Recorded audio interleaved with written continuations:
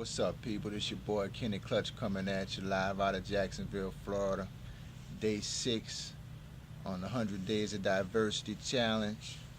Basically, we're talking today about connecting the dots, self-confidence. Big things happen in little ways, but self-confidence is one of those big things that you can have that don't cost you nothing. It don't cost you talent, but it definitely costs you time and attention. So when we look at doing things in a diverse manner, you have to come out of your comfort zone, have to be more in tune with what variety of activities might be out there, with different networking opportunities. Somebody might throw you a website, somebody might hook you to a link, different things that's out there that if you don't meet yourself at the 50-yard line, the man upstairs can't throw you a touchdown. So basically you got to come off the bleachers, got to get a new uniform in life. And we're going to take today's focus and look at two concepts called the search for self-belief and connecting with confidence.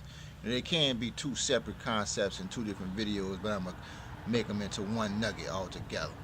So today's book we're going to work on is called The Art of Selling Yourself.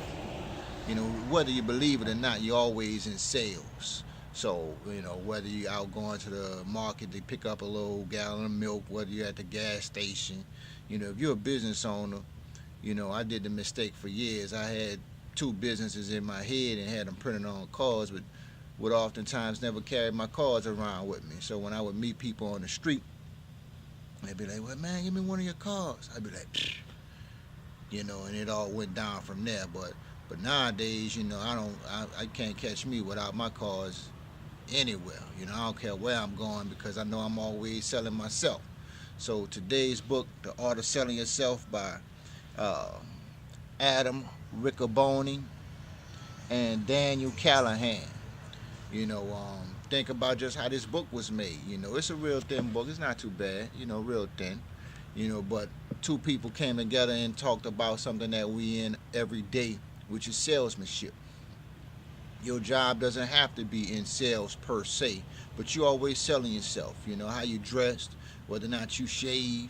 Even just today I thought about, well, hey, I don't really have nothing to do. I'm going to do my video later on today, but, I had a little stubble going on, but I said, well, let me shave. Just small things matter, and they go a long way. So we're going to work on the search for self-belief and connecting your confidence. Okay? So I want to turn to page 18 in this book. Real good concepts today.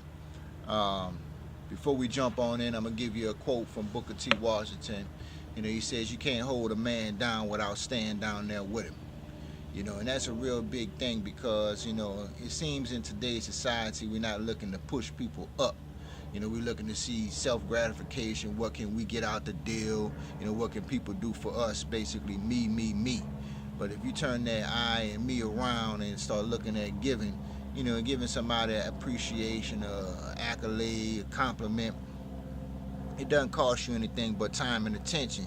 But, it's basically the oxygen for the soul. Okay? All right, here we go. Page 18.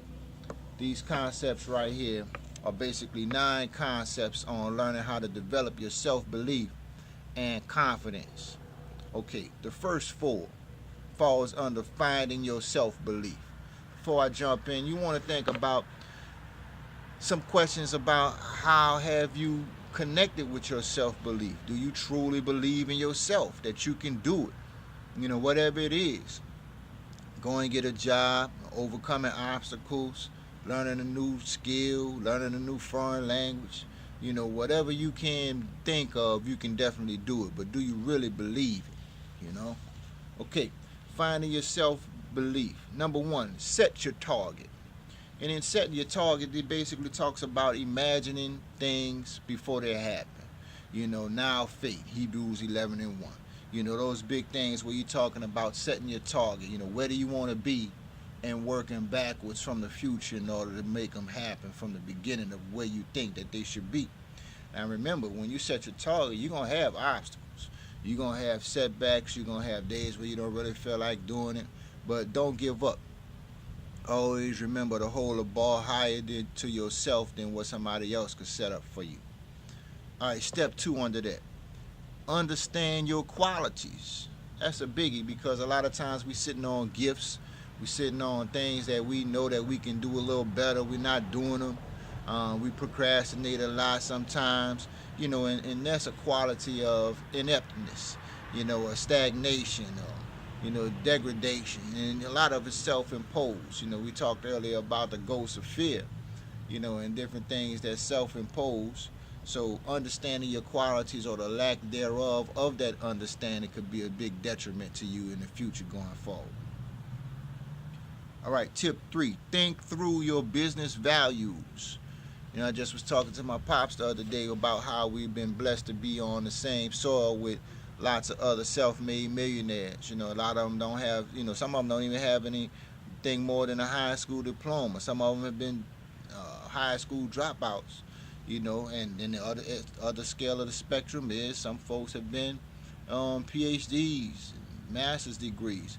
Don't really matter, but the big thing is understanding what you're missing and thinking through business values. If you're a business-minded person, you can create that business. You might not know how to do it starting off, but you can develop those skills in order to make those business values happen. Fourth line up under finding your self-belief. Define your unique selling points, USPs. Unique selling points. If you're a salesman, they give you a script, tell you how to think over the phone, adjust for adversity. They give you a mirror right there by the side of the computer so you can see yourself smile, so that the person on the other end could hear your smile in your voice. It's a selling point. Asking you how to upgrade, upsell. If those of you have jobs in retail, they ask you to upsell on things. But think about how you can upsell on yourself. Not just in putting on a certain attire to feel good, or looking for certain things and momentums in that daily premise that you could sell. That's a unique selling point to you. What do you have to offer that is sales oriented, that doesn't cost you a dime, but just review and make sure that you're able to take inventory of those things so you can use them as a unique selling point. Okay? So just a quick brief recap on that. Finding your self-belief, setting your target, understanding your qualities, thinking through your business values, and defining your unique selling points, your USPs. Okay?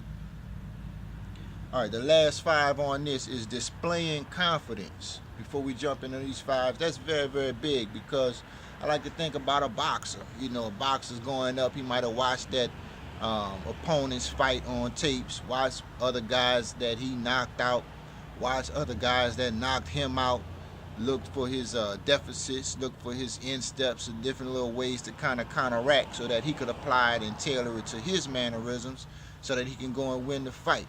And that's very, very big. And displaying confidence is basically everything as minimal as your body language, your handshake, eye contact, different things that you don't think about being connected with confidence, but you have to seek these things out within yourself and wonder whether or not you're doing well. So when you're looking for searching for your self-belief from the inside out, you're going to find some things that you don't really like, but don't discard them. Actually grind those things up and put them back in the mix so they can be added fuel. And then when you're connecting the dots, when you're looking for confidence, it reminds me of those dotted pictures back in the day when we were learning how to count. And when you open up the activity book, it just had the dots with the numbers on it. But before you connected the dots, you didn't know that it was a flower or an animal until you got all the way through. And then at the end, you could celebrate by coloring that picture. But in the beginning, you didn't see nothing but dots with numbers on it. So it was real abstract in the beginning until you came full circle. All right, let's jump into these last 5. Displaying confidence. Tip number 6, project positive body language. A lot of times you go and walk into different places, you see people with their head down, depressed, they don't really feel like looking you in the eye, or in some areas of the world, people think that that's a sense of intimidation if you look at somebody straightforward. But, from the old school, it's a sense of confidence, a sense of assertiveness, not arrogance, but assertiveness, a sense of respect, that you respect enough a person to look them in the eye and command that sense of respect. Number 2 on that, which is step 7, make eye contact. They say is the eyes are the windows to the soul. And if you don't make eye contact, you just kind of going through life negating the power of those soul impacts to other people. You don't know how a certain look could transfer confidence into somebody else, or you can notice something on them, like a tie or a scarf or their hairstyle or something like that, and give them a compliment. Step 7, smile warmly. Anybody ever had a fake smile given to them? We seen that a lot of times. A lot of times people just smile, and right offhand, man, you could save that one. But smile warmly, because a smile, not only does it take less muscles in your face to smile than it does for a frown, but why put energy into smiling if you're not going to do it from a genuine stance from your heart? And usually when you have something to smile about, it's good natured anyway. So that's a salesmanship thing. You smile, and you smile in the face of adversity. That's an acquired trait. You're not born with that. Because we always lean towards instinct and how things take to us and how we feel personally, and then we let it, drag our face down. But one of those big resurgences is learning how to smile in the face of adversity and being able to bounce back and keeping that resilience on the front side of life. All right, next up, number 8, stay calm under pressure. Sounds so cliche-ish, but that's very, very important, because when you're pressured by different things, losses of a job, different things, asking different people for certain situations, to help out, there's pride involved sometimes. And when you think about confidence and pressure, they're kind of adversaries. You have confidence on one side and you have pressure on the other side, and you kind of caught in the middle. But you want to make sure that you stay calm under pressure, because that's the beginning of your resiliency. If you ready to go off the handle, or you don't really think about how important it is to keep your demeanor under wraps, then you'll put yourself in a worse situation. You'll be left with that fluttering heart, and the other person will go away cool and calm under pressure, when they're supposed to be the one that you impacted for positive. You wind up catching the negative in your own set because you didn't stay calm. And that's an acquired thing too. So it don't just really happen overnight. You got to learn those techniques on how to stay calm under pressure. And last but not least, a virtuous cycle. Basically what they're talking about when they mention a virtuous cycle is, bravery, different things that you could do to make sure that you act, feel, and be who you want to be. That's a cycle of whatever you want to say. Here on page 27, just to kind of connect the virtuous cycle with what we're talking about, talk about Dr. Rob Yeung, Y-E-U-N-G, who is a psychologist and a coach, explains in his book called Confidence, the Art of Getting Whatever You Want, that there is a virtuous cycle between behaving confidently and feeling confident. Those two things resonate with me when you talk about behaving confidently. Once you recognize what you see in yourself as self-belief, and then you connect the dots and you can see the picture, then you have to behave on what that picture is that you see. And if it's a positive thing for you, then keep that trait up. And then you'll have good feelings of confidence, according to Dr. Rob Yeung, that basically all psychologists really connect with this. This is a principle called retrospective rationality. Retrospective rationality, which is basically your brain liking to believe that you're behaving in a fashion that's consistent with your beliefs. So what you think is basically who you become. Not as easy as it sounds, but the source of your thoughts is the origin of your activities and your behavior. So if you start behaving as a confident person, your brain tries to explain your behavior by forcing your mind to believe you are a confident person. Just a quick little synergy of that. Act, feel, and be. So basically, you think about things that's in today's society, the action plan, people, superficial, they look at surface type things. So it's really a movie. You talk about going through society, walking through life, you play a movie back in your head. Are you the actor or are you out in the audience? Are you gonna receive a Grammy? Or are you not gonna participate at all? It's all independent. And then you look at the feeling part. How do you feel on the inside? All works in tandem with each other. If you feel bad, the other two areas, acting and being, they're not really gonna come into fruition. And then the be, in order to be the best that you could be, you gotta start somewhere. And you gotta start with connecting the dots. So make sure that you realize that the art of selling yourself starts from within, and that you recognize that you are always in sales no matter what you do.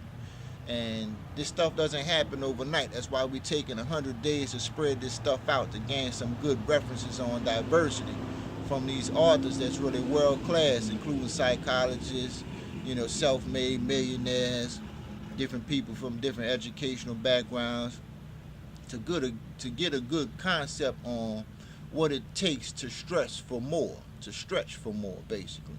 So deep down, whether you're unprepared or not, make sure that you take the leap before you're ready. That's from my man Les Brown. He said, before you're ready, jump anyway. You're gonna grow your wings on the way down. But if you step onto the side of the cliff and you think it's too high, you're not gonna jump at all.